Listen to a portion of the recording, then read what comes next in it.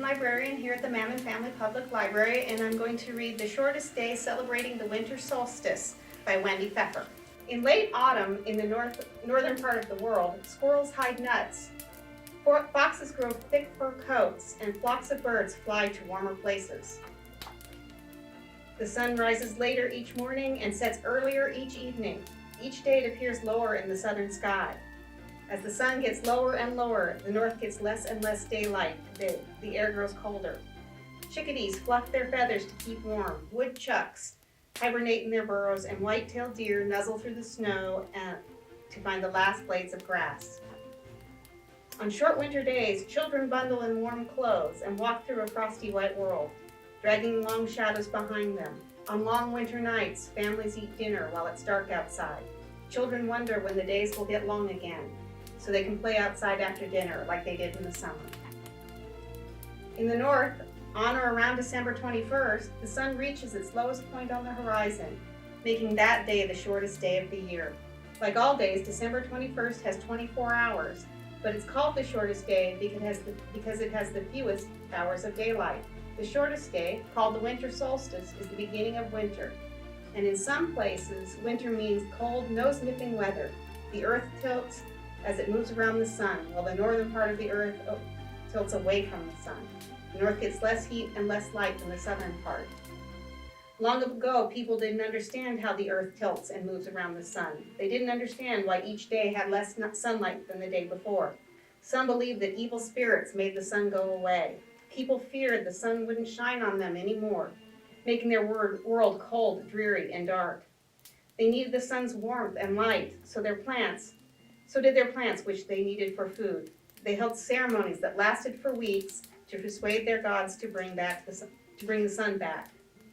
Over the years, people noticed that after short days, the days got gradually longer. Joyous people bathed in the sun's warmth and light. They celebrated their harvests. About 5,000 years ago, people who studied the sky noticed that day after day the sun set in different places on the western horizon. They discovered that when the sun set furthest south, that was the shortest day. These early astronomers planned to mark the shortest day, then each year people would know when the days would start getting longer again. On the day the sun reached the southernmost point on the horizon, the astronomers carried out their plan. Workers stacked stones to frame the setting sun. They made special openings like keyholes or the eye of a needle. When the sun's rays beamed through that opening, people knew the shortest day was over.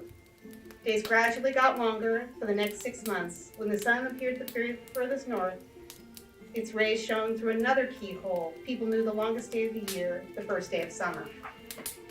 In China, over 3,000 years ago, astronomers measured shadows to determine the shortest day. The longest shadows appeared on the shortest day because the sun was at the lowest point. They knew that as the sun appeared higher in the sky, the shadows would get shorter and the days would get longer. Over 2,000 years ago, Romans celebrated the shortest day with festivals and merrymaking. They gave evergreen branches to friends as sign of good luck. Evergreen wreaths decorated their doors, since these plants stayed green, while others turned brown. They reminded the Romans of the coming spring. Mistletoe and holly hung in their houses because they were plants that survived the harsh winter. Many people believed these plants would bring strength to their families.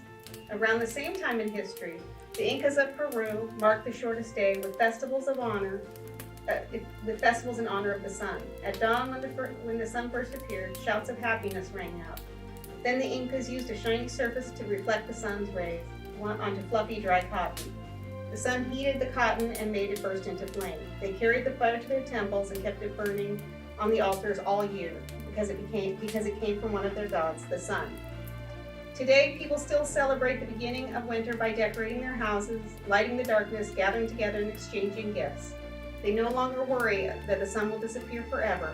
People know that the days get colder when their part of the earth tilts away from the sun. They know the days get shorter when the sun appears lower in the sky.